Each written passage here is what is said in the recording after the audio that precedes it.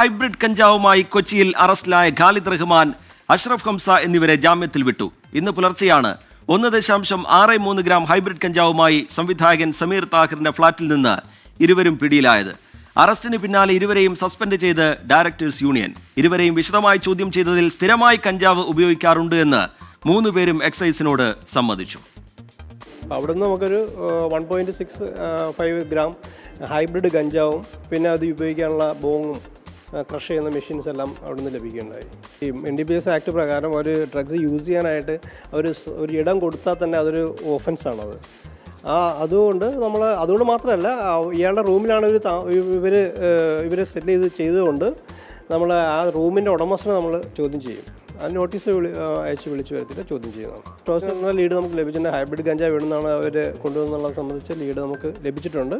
നമ്മളതിന് വളരെ വിശദമായിട്ട് അന്വേഷണം നടത്തി കണ്ടെത്തുന്നതാണ്. ആലപ്പുഴ കഞ്ചാവ് കേസുമായിട്ടൊരു ഒരു അടുപ്പം ഉണ്ടെന്ന് എനിക്ക് തോന്നുന്നില്ല. ഇതുവരെ നമുക്കത് കണ്ടെത്താൻ സാധിച്ചിട്ടില്ല.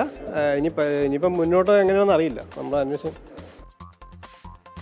കേസിൽ കഞ്ചാവ് എത്തിച്ച ഇടനിലക്കാരനും കസ്റ്റഡിയിലായ ഷാലിഫ് മുഹമ്മദിന്റെ സുഹൃത്തും ഒളിവിലാണ്. വിവരങ്ങളുമായി വിഷ്ണു സുരേഷ് കൊച്ചിയിൽ നിന്ന് ചേരുന്നുണ്ട്. വിഷ്ണു, ഈ സിനിമാ മേഖലയിലെ ലഹരി ഉപയോഗവുമായി ബന്ധപ്പെട്ട് സമീപകാലത്ത് നമ്മൾ കേട്ട 2 കേസുകൾ, ഒന്ന് ഷൈൻ ടോം ചാക്കോയുമായി ബന്ധപ്പെട്ടതും മറ്റൊന്ന് ഈ ആലപ്പുഴയിലെ ഹൈബ്രിഡ് കഞ്ചാവ് കേസുമായി ബന്ധപ്പെട്ട് പുറത്തു വന്ന വിവരങ്ങളുമാണ്. അതിന് പിന്നാലെ വ്യാപകമായ നിരീക്ഷണത്തിലേക്ക്, വിവരശേഖരണത്തിലേക്കൊക്കെ എക്സൈസും പോലീസും ഒക്കെ കടന്നിരുന്നു.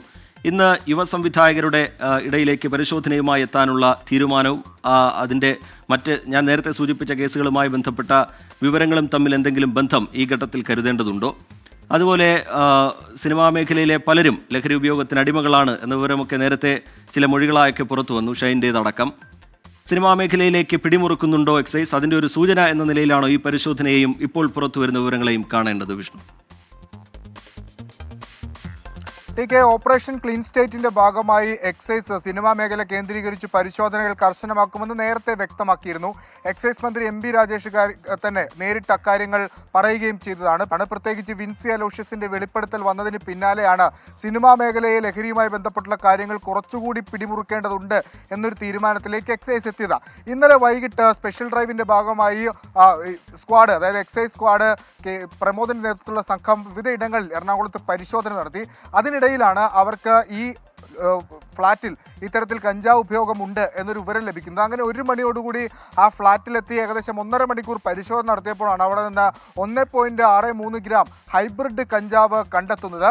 അവിടെ ഉണ്ടായിരുന്നത് നമ്മളെല്ലാം ഞെട്ടിപ്പിക്കുന്ന തരത്തിൽ ഇന്നിപ്പോൾ ഈ തിയേറ്ററിലടക്കം ഓടിക്കൊണ്ടിരിക്കുന്ന ഈ ആലപ്പുഴ ജിങ്കാനയുടെ സംവിധായകനായ ഖാലിദ് റഹ്മാനും ഭീമന്റെ വഴി എന്ന സിനിമ സംവിധാനം ചെയ്ത അഷ്റഫ് ഹംസ അടക്കമുള്ള ആളുകളാണ്. ആ ഫ്ളാറ്റിന്റെ ഉടമ അത് പ്രശസ്ത ഛായാഗ്രഹനും നിർമ്മാതാവും സംവിധായകനും ഒക്കെ ആയ സമീർ താഹിറാണ്. സമീർ താഹിർ അവിടെ ഉണ്ടായിരുന്നില്ല ആ സമയത്ത്. പക്ഷേ ഇവർ ലഹരി ഉപയോഗിക്കുന്നു, കൈവശം വെച്ചു തുടങ്ങിയ വകുപ്പുകൾ ചുമത്തിയാണ് ഖാലിദ് റഹ്മാനെയും അഷ്റഫ് ഹംസയും അറസ്റ്റ് ചെയ്തത്. ഒപ്പം ഇവരുടെ ഒരു സുഹൃത്തിനെ കൂടി കസ്റ്റഡിയിലെടുത്ത് അറസ്റ്റ് രേഖപ്പെടുത്തി വിട്ടയച്ചിട്ടുണ്ട്. ഈ സുഹൃത്ത് ഈ ലഹരി വസ്തുക്കൾ ഈ ഫ്ളാറ്റിലേക്ക് എത്തിച്ചു എന്നുള്ളതാണ് നിലവിൽ ലഭിക്കുന്ന വിവരം. അയാളിൽ നിന്ന് ലഭിച്ച വിവരത്തിന്റെ അടിസ്ഥാനത്തിലാണ് ഒരു ഇടനിലക്കാരനും അതോടൊപ്പം തന്നെ മറ്റൊരാളും ഇവർക്ക് ലഹരി കൈമാറിയ കൂട്ടത്തിലുള്ള ആളുകൾ ഇവരാണെന്ന ഒരു സ്ഥിരീകരണത്തിലേക്ക് എക്സൈസ് എത്തിയത്. പക്ഷേ അവരെ കണ്ടെത്താനായിട്ടില്ല. അവർക്ക് വേണ്ടിയുള്ള അന്വേഷണം പുരോഗമിക്കുകയാണ്. കേസിന്റെ അടുത്ത ഘട്ടം അത് സമീർ താഹിറിനെ ചോദ്യം ചെയ്യുക എന്നുള്ളതാണ്. NDPS ആക്ട് പ്രകാരം ഈ ലഹരി ഉപയോഗിക്കാൻ സ്ഥലം കൊടുക്കുന്നത് ഒരു കുറ്റകരമായ വകുപ്പ് തന്നെയാണ്. അതുകൊണ്ട് സമീർ താഹിറിനെ ചോദ്യം ചെയ്ത് ഏതെങ്കിലും തരത്തിൽ ഇവർ ലഹരി ഉപയോഗിക്കുന്ന കാര്യം അറിവുണ്ടോ എന്ന് പരിശോധിക്കും. അങ്ങനെ മനസ്സിലായി കഴിഞ്ഞാൽ സമീർ താഹിറിനെ ഈ കേസിൽ പ്രതി ചേർക്കാം എക്സൈസിന്. ഒപ്പം ഈ ലഹരി കൈമാറിയ ആളുകളെ കൂടി പ്രതി ചേർക്കും. അങ്ങനെ വിപുലമായ ഒരു അന്വേഷണത്തിലേക്ക് പോവുകയാണ്. ആലപ്പുഴ കേസുമായി ബന്ധപ്പെട്ടും ഷൈൻ്റെ കേസുമായി എന്തെങ്കിലും ബന്ധമുണ്ടോ എന്ന് എക്സൈസ് പരിശോധിക്കും. ഇതുവരെ അത്തരത്തിലൊരു സ്ഥിരീകരണത്തിലേക്ക് എത്താൻ എക്സൈസിന് ആയിട്ടില്ല. ശരി, വിഷ്ണു സുരേഷ് കൊച്ചിയിൽ നിന്ന് വിശദാംശങ്ങൾ പങ്കുവെക്കുകയായിരുന്നു. എന്തായാലും കൂടുതൽ പേരിലേക്ക് അന്വേഷണം നീളാനുള്ള സാധ്യത നിലനിൽക്കുന്നു. ആ ഫ്ളാറ്റിന്റെ ഉടമ എന്ന നിലയിൽ സമീർ താഹിറിനെ കൂടി ചോദ്യം ചെയ്യുന്ന നടപടിയിലേക്ക് എക്സൈസ് കടക്കും. അതിനുവേണ്ടിയുള്ള ആലോചനകൾ എക്സൈസിന്റെ ഭാഗത്തു നിന്നുണ്ടാവുകയും ചെയ്യുന്നുണ്ട്.